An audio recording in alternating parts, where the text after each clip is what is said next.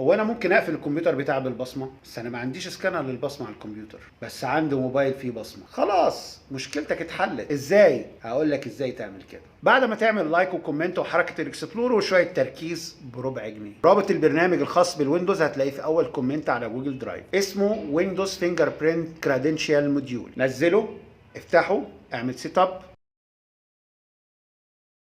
طبعا هتعمل باسورد للكمبيوتر بتاعك كالمعتاد. اهم شيء تكون عامل لوك للكمبيوتر من الت كنترول وديليت. كده احنا خلصنا في الكمبيوتر. نزل برنامج اسمه ريموت فينجر برينت انلوك من جوجل بلاي. افتح التطبيق ريموت فينجر برينت انلوك، دوس على سكان، دوس على علامه الزائد. عندك 3 طرق ربط الموبايل بالكمبيوتر: البلوتوث، الاي بي، بالسكان لو الكمبيوتر والموبايل على نفس الشبكه. هتلاقي الكمبيوتر بتاعك موجود. حط البيانات المطلوبه ودوس سيف. روح لماي اكونت وضيف الاكونت الجديد، واهم شيء تدخل الباسورد بتاعك صح.